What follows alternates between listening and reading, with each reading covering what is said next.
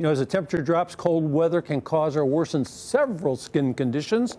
But with the right approach and the right doctor, we can protect our skin. The doctor is Gregory Delost from Optima Dermatology. It's great to see you again. Nice to see you too. I was going to run over there and grab some of that lotion, man. Yeah, we can use that now. Yeah, it's really strange. The minute the temperature gets below what, like 35, 30 or something like that, your skin starts to change. And it's not even just the temperature. I always say, like, 'tis the season when we turn on our furnaces for the first time. Dries you out. That's it right there. So, you know, I always say if insurance companies would cover the cost to go to Miami for the weekend, we'd fix all this dry skin, you know, but unfortunately we can't get that, you know. Hey, so they're talking about lotions, that sort of thing. So if you find out you have dry skin, well, first of all, somebody told me once if you take hot showers, that's probably not a good idea in the winter. Especially this time of year. I like to think of our skin as a brick wall, and typically we want to have a really nice tight brick wall. I think of the fats being the mortar in the brick wall, and when we have really dry or dry conditions or really hot conditions in the shower, or some of these different products that have things that could strip the good oil off of your skin, oh, no kidding. that leads to more dry skin. And then if your brick wall is not as good, then you're more prone to things, not only like inflammation, but infections as well too. You know, you see pictures there. Look at my hand, boy. Yeah. It's so, you dry out so fast too. Are there better soaps to use when you're taking showers? You don't want to be really hot water. You want warm, obviously. I would say first the two big ones to avoid. Irish Springs and Dial. Those are probably the two worst ones, actually. They dry you out? They dry you out like crazy. Unfortunately, not much good use for those, other than back in the day, my grandparents would use the Irish Springs to put around their garden.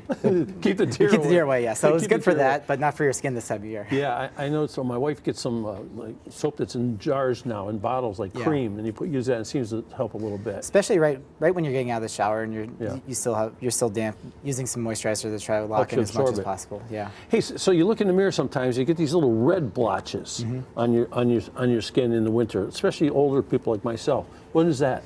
So rosacea is a really common disease that we see, especially around the holidays. Rosacea? So, rosacea, yeah.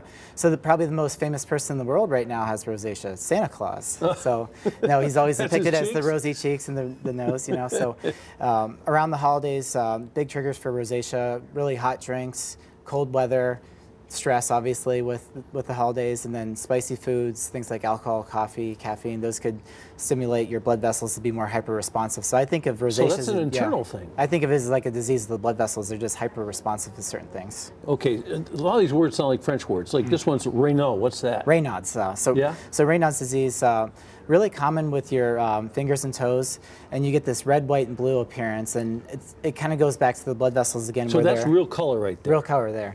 And the blood vessels are really hyper-responsive, especially to cold.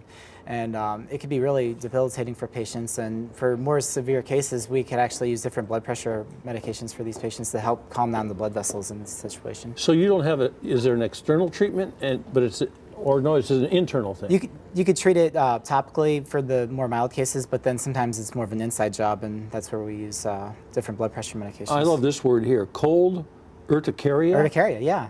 Urticaria is just a fancy word for hives, and there's so many different triggers for hives out there, but cold weather being one of the big triggers. And typically I have my patients take a daily antihistamine for that. And is that like a nerve thing? For hives? Yeah. I think of it as more you have an excess media in your blood. It's called histamine, and it's the thing that makes you itch like crazy. Yeah.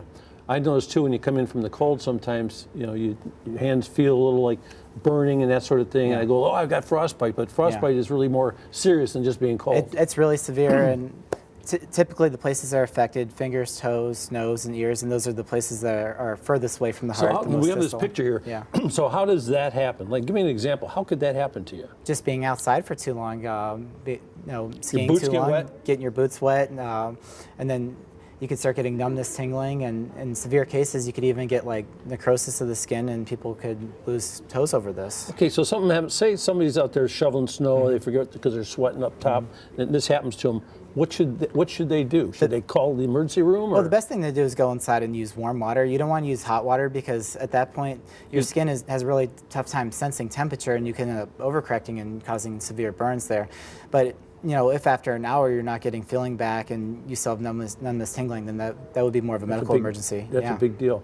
Okay, so we talked about all these different things. So if you feel like you're in good shape, you're normal and all that, what's the most important thing to do every day to take care of your skin? I would say this time of year, like being really good with your moisturizer, especially after showering. That would be the most helpful thing. Any particular moisturizers you should avoid that have certain ingredients in them? Not that. I mean, some have perfume Yeah. and all different things. I try to avoid the ones that have the excess fragrances because so many people that get dry skin chronically also have eczema, and then that could set off their eczema. So I try to keep it more boring. So I like products like CeraVe that the goal is to put the ceramides or the mortar back in the brick wall of the skin. Is Vaseline like an old school thing, or not? It's old school, but it still works great though. It works great then. Yeah, for people with severe dry skin or eczema, I tell them all the time, use enough that you could slide down the hallway. Yeah. Well, thank you for helping everyone. This is a big time of year for this. Thank you so much. Say thank you, everyone, because everyone's going to be having some dry skin as the season progresses.